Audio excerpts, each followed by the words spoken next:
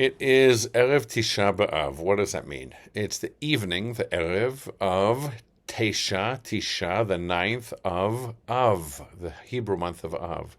It's a holy day, not a holiday. It's not a day for rejoicing and celebration. In fact, it's a day for lamenting, for lamentation, and for fasting. And why?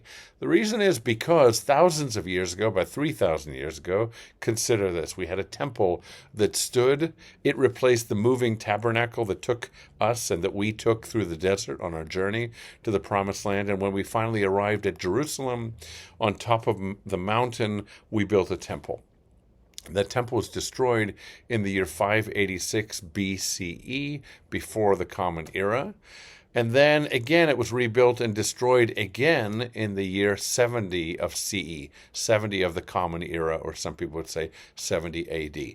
So that gives you already a rabbinic Jewish orientation to fasting on the day of Tisha B'Av. What else ended then? Music in the temple. One of the reasons why we don't traditionally, let's say in an Orthodox setting, have instrumental music playing in a synagogue is because the temple no longer stands, and that's where the instruments were played as people alighted, made their ways up the steps to the temple grounds on top of the mountain.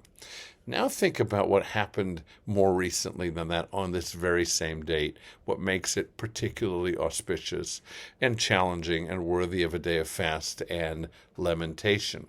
In the year 1290, the Jewish people were expelled from England on the day of the 9th of Av.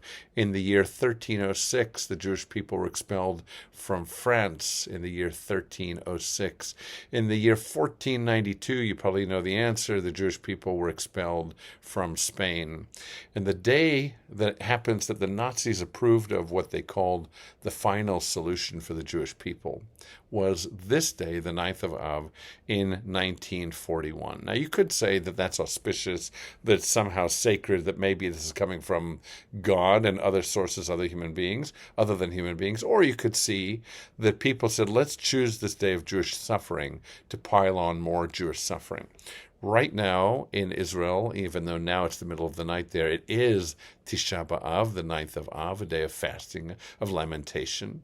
But also it's a day of heightened alertness to what might come next in terms of an attack from the north, from Iran, possibly from Lebanon, possibly from the Houthis in the south, in Yemen. We don't know exactly where, possibly from the sea as well.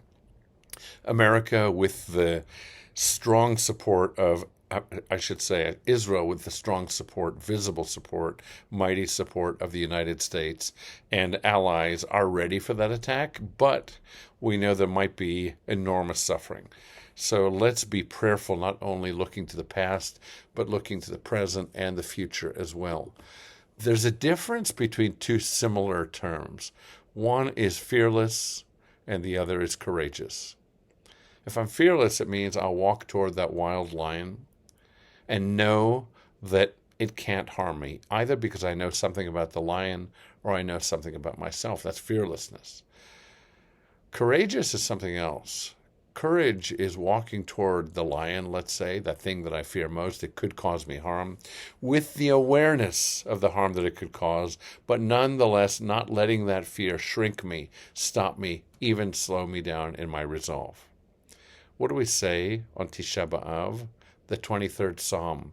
What's that poignant line that speaks to our ability to be courageous, full of heart, let's say, enlarged heart, not in the medical sense, but in the spiritual sense, having an enlarged, cool heart. And that is, Gam ki elech begei tzal mavet lo yirara ki ata imadi. Yea, though I walk through the valley of the shadow of death, I shall fear no evil, for thou art with me. I hope this inspires a meaningful and, God willing, peaceful Tisha B'Av.